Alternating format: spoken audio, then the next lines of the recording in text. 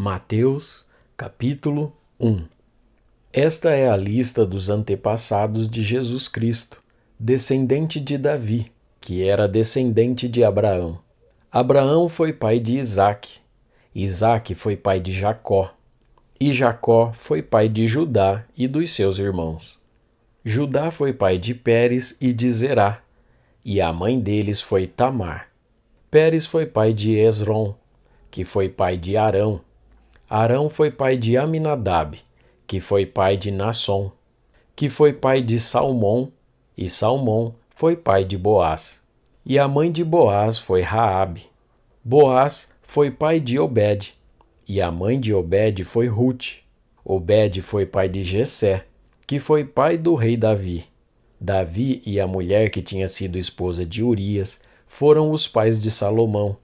Salomão foi pai de Roboão, que foi pai de Abias, que foi pai de Asa.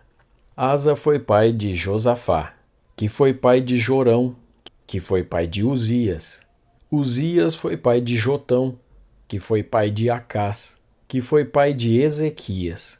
Ezequias foi pai de Manassés, que foi pai de Amon, que foi pai de Josias. Josias foi pai de Jeconias e dos seus irmãos, no tempo em que os israelitas foram levados como prisioneiros para a Babilônia.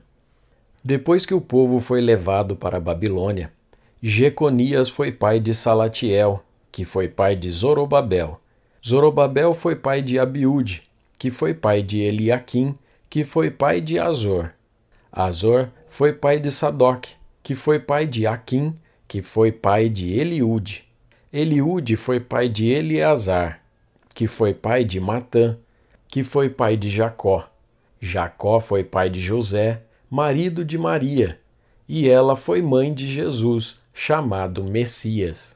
Assim, houve 14 gerações desde Abraão até Davi, e 14 desde Davi até que os israelitas foram levados para a Babilônia.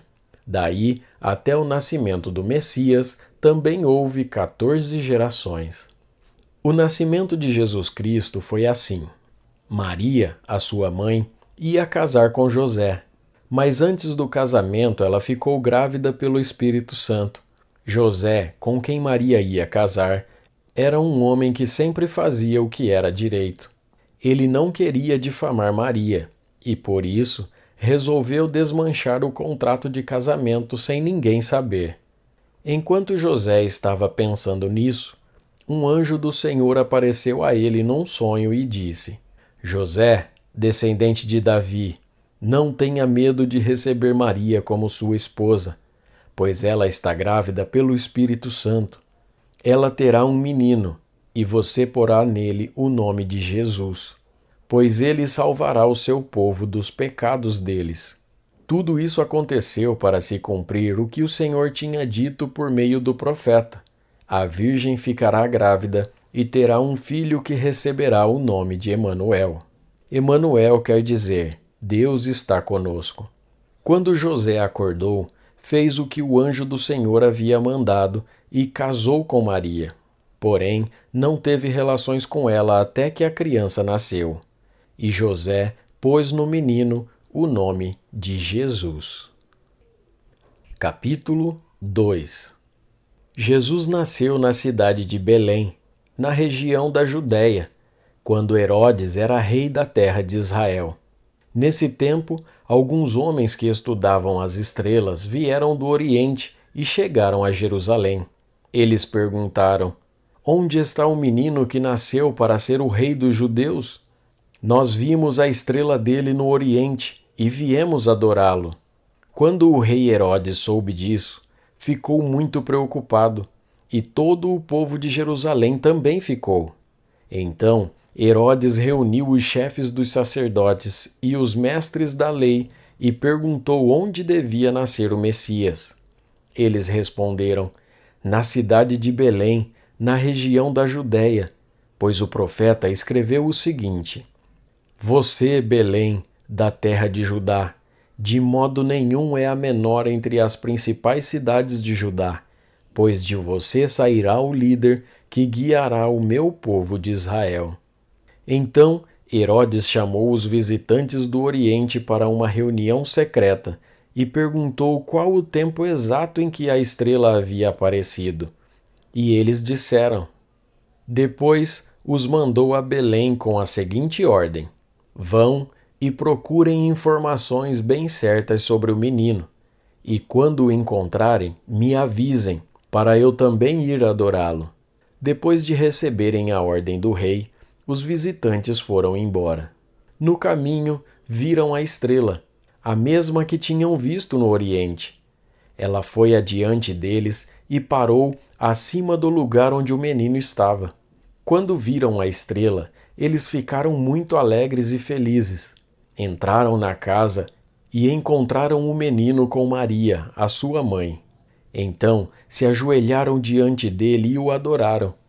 Depois abriram os seus cofres e lhe ofereceram presentes: ouro, incenso e mirra. E num sonho Deus os avisou que não voltassem para falar com Herodes. Por isso, voltaram para sua terra por outro caminho. Depois que os visitantes foram embora, um anjo do Senhor apareceu num sonho a José e disse: levante-se, pegue a criança e a sua mãe e fuja para o Egito. Fiquem lá até eu avisar, pois Herodes está procurando a criança para matá-la. Então José se levantou no meio da noite, pegou a criança e a sua mãe e fugiu para o Egito. E eles ficaram lá até a morte de Herodes.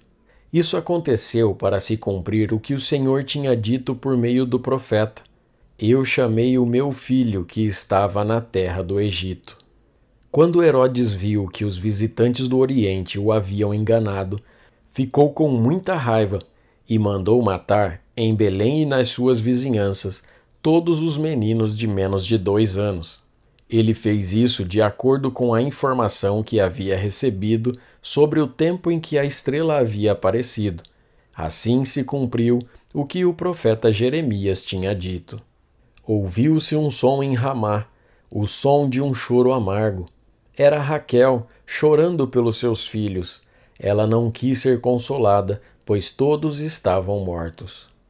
Depois que Herodes morreu, um anjo do Senhor apareceu num sonho a José, no Egito, e disse: levante-se, pegue a criança e a sua mãe e volte para a terra de Israel, pois as pessoas que queriam matar o menino já morreram.